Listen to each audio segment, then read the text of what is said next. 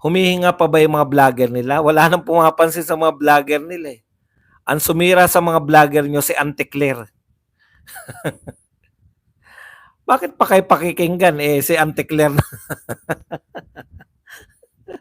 nabawasan kayo ng mga audience, no? Kasi na-realize nyo, kalahati ng audience nyo ay mga Duterte na galit sa inyo. Nanonood kayo para magalit.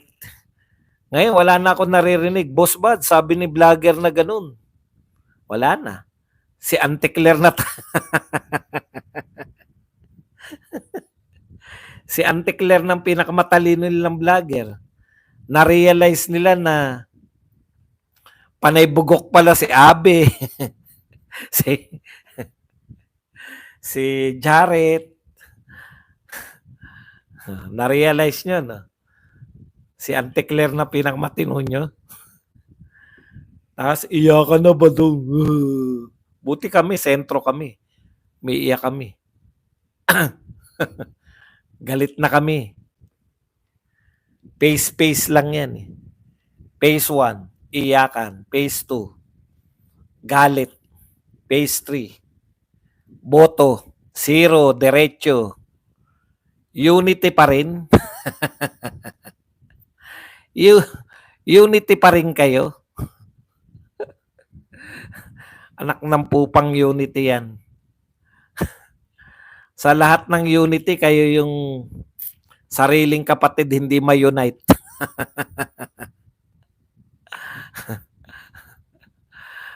Tanaur, kinantsawan mo ba nung nag-aral ka ba? Tanaur, o hindi ka nakapag-aral? Kukwentuhan lang kita. Nung nag-aral ka ba, na-realize mo na nakulong si Rizal? Hindi mo ba alam na nakulong si Rizal? Ha? Nung nag-aral ka? Binaril pa yun. Ano ngayon si Rizal? Ano na nga uli? Pambansang bayani.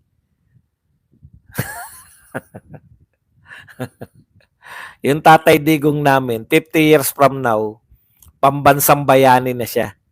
Ikaw, pare-pareho tayo. Buto na lang tayo. Pero yung tatay namin na kinakantsawan nyo na nakakulong, bayani na siya. Nakasulat na siya sa kasaysayan ng Pilipinas. Naintindihan mo yun? Lahat ng mga dakilang tao, pinersecute nung panahon nila.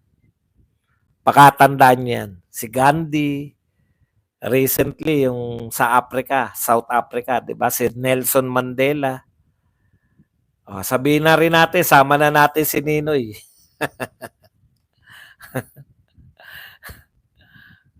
Iba naman si Rizal. Tama ka, iba naman si Rizal. Para lang maunawaan mo, bugok ka kasi. Akala mo kasi yung mga tao pag nakulong na, wala nang katuturan. Ganun talaga. Tignan nyo si Pastor Kibuloy. Pero in fairness, meron akong pastor na kaya lang sa Rappler, buwisit na Rappler to. Babasahin mo na nga sila. Kinakailangan mo pa mag-member, hindi na. Pero yung konsepto nun, matuwa daw tayo from spiritual point of view. Matuwa daw tayong mga Duterte supporter dahil si Tatay Digong sa kanyang pagkakakulong makakapagmuni-muni, etc. etc. Well, natutuwa talaga ako dahil si Tatay Digong, ang resulta ng kanyang pagiging pagkakakulong, magiging bayani siya ng Pilipinas. Etong mga bugok na pumupunta rito, hindi marunong yan mga story. Mangangatwiran ka pa, iba si Rizal, iba si Duterte. Oo, si Rizal pangkaraniwan tao nung nakulong. Si Duterte, dating presidente. Di mo ba alam yun? Kala mo ba sikat na si Rizal nung araw pa?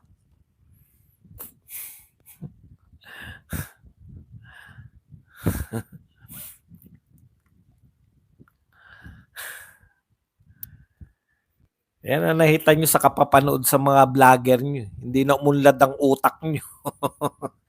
Alam nyo ang kasabihan, you cannot give what you don't have. Paano kayo tatalino sa mga vlogger nyo? Alam nyo na kung ano kasunod. Duterte will never be Ninoy because Duterte is 100% better than Ninoy. Ayan, alam niyo po, yan. Yan ang katangahan ng mga dilaw, no? Akala basahin ko lang yung August 21 movement. Ayan yung movement na tinayo ng kapatid ni Ninoy. Basahin ko lang yung mga banat nila. Yung August 21 movement, sabi nila, hindi daw dapat kinukumpara si Ninoy kay Tatay Digong. Ayan. Bakit daw? Malayo ang pagkakaiba ng dalawa. Umuwi si Ninoy noong 1983 para ibalik ang demokrasya sa bansa habang gustong umuwi ni Duterte para takasan ng pananagutan sa ICC. Tanga talaga 'tong mga dilawan eh. Kaya kayo nabura eh. Gustong takasan daw. Kaya daw gustong umuwi ni Duterte para matakasan yung pananagutan sa ICC. Mga bugok talaga eh.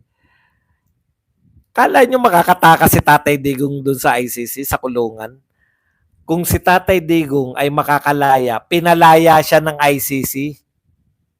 Tanga talaga itong mga to. Paano mo sasabihin na tatakasan niya yung pananagutan sa ICC? Eh si ICC mismo yung magpapalaya sa kanya. Sa tingin nyo si Tatay Digong yung hina niya na yan, pinag-iisipan niya, paano ko matatakas dito sa kulungan ko? Tigilan nyo yung kakapanood sa kung ano-ano.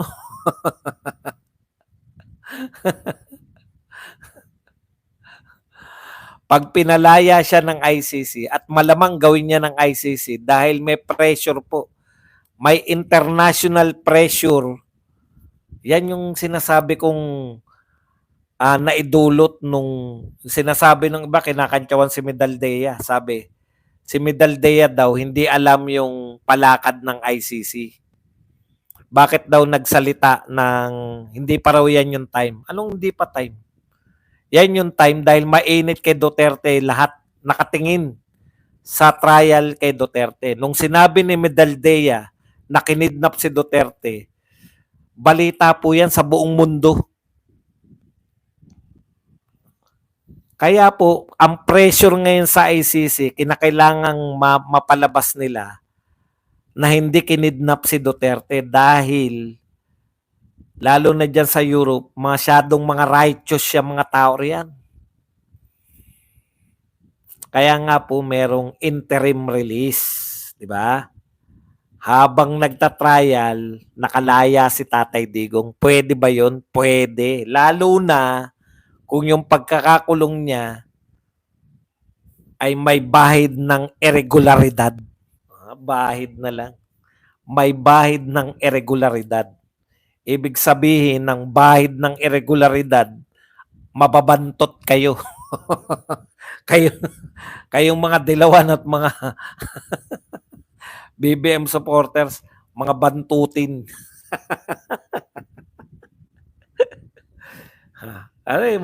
Malalim yun. Bahid ng irregularidad.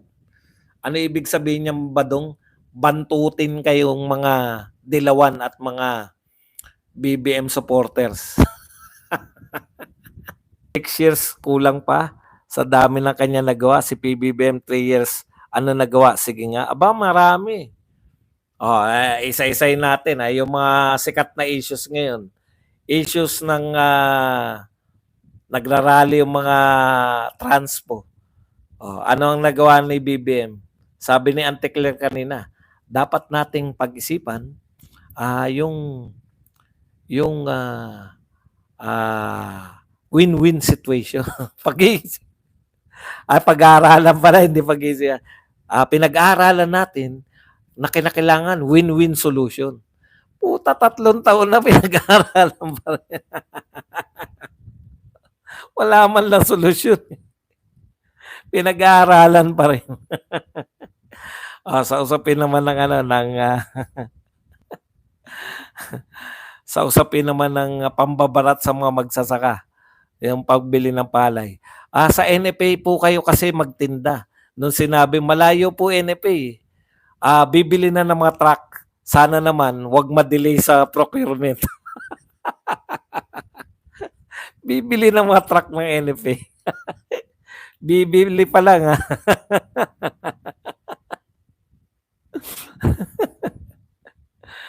Sir, kakatanim pa lang aanihin na agad. Correct. Ngayon, hanggang ngayon, pinag-aaralan pa rin ni Auntie Claire. Akala ni Auntie Claire, katulad niyang bago si BBM. Wala tayong infrastructure. Pinag-aaralan na ng pamahalaan yung problema paano tutugunan yung mga right of way. 3 taon na wala pang right of way. Auntie Claire, magbasa ka ng budget. Walang budget para sa right of way. Pinang-ayuda.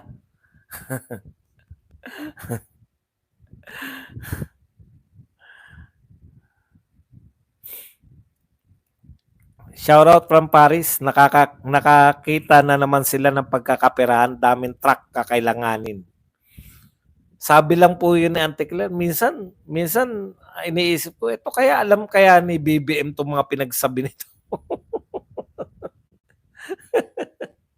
Nag-uusap kaya sila? Saan kaya nakukuha nito?